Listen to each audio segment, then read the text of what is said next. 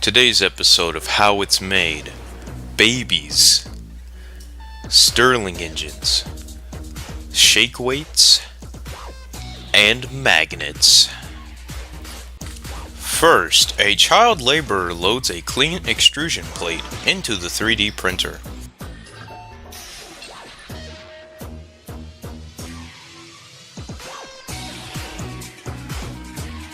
The printer raises into position and heats to 90 degrees Celsius.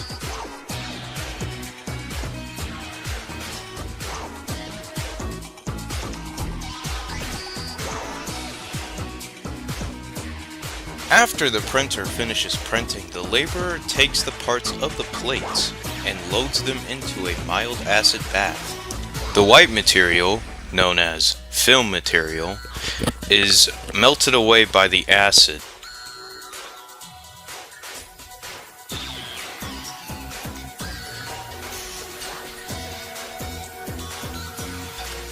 Secondly, a computer controls a water jet cutter. Files of parts have been loaded onto it, and it begins to cut parts.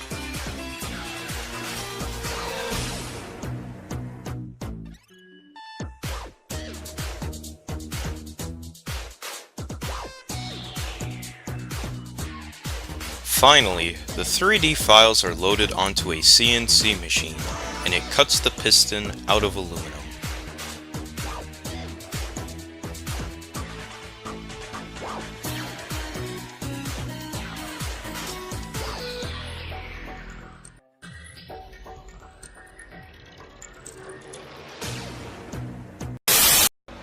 Yo, what's up, Flex fans? We're gonna check out the new green screen.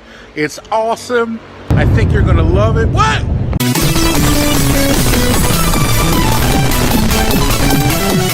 So in the 1800s, people began to make machines which could do work for them. And one of the simplest machines to do work for them is a steam engine.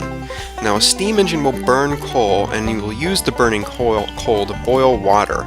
And the boiling water will turn to steam, and that steam can be used to push on a piston. And the force that's applied to the piston can be used to turn a wheel over and over and over again, which can further be used to make another machine do useful work.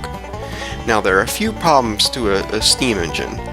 Now a steam engine involves high pressure because of the boiler used to make the steam.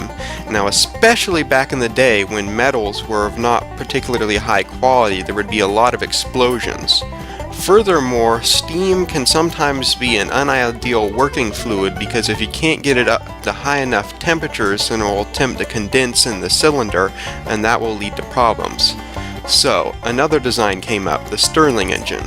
The Stirling engine has a few differences from a steam engine. There is no burning fuel on the inside, or any fluids which are changing state. Instead, one fluid of constant gaseous state is inside the engine doing work. It also involves no high pressure, so there's no danger of explosions, even when your materials are of poor quality. Sorry, I just think I'm too stupid to understand this. A Stirling engine has four main parts: a cylinder, which contains all the air, a flywheel, which stores kinetic energy and keeps the engine turning, a displacer, which moves air around in the cylinder, and a piston, which is what gets pushed as the air expands. First, the displacer will move up, which forces the air down to the bottom of the cylinder. The air at the bottom of the cylinder is heated, which increases the pressure. The higher pressure gas then pushes on the piston, which then in turn turns the flywheel. Once the air has expanded, the displacer goes back down, causing the air to go up. In the new position, the air can cool down, causing the pressure to go down. Once the air contracts, the displacer will go back up, thus repeating the cycle. In full operation, a Stirling engine can use any temperature difference to efficiently do work. Our Stirling engine was made out of 3D printed ABS, machined aluminum, water jet cut aluminum discs, nuts and bolts, brass fittings, O-rings, and bearings.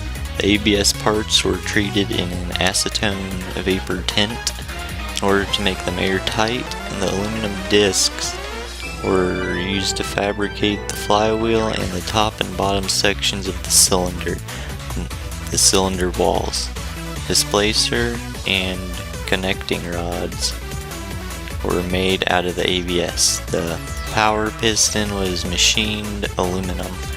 Brass tubing was used as the power piston cylinder. The Stirling engine was scrapped as an idea because it couldn't produce enough power to compete with the steam engine. It can basically power a small LED, at least ours could.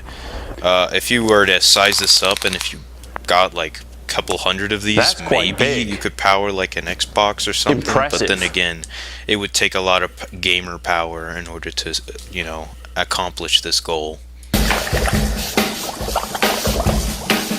I was working in the lab late one night when my eyes beheld an eerie sight. For my monster from his slab began to rise, and suddenly, to my surprise, He did the mash.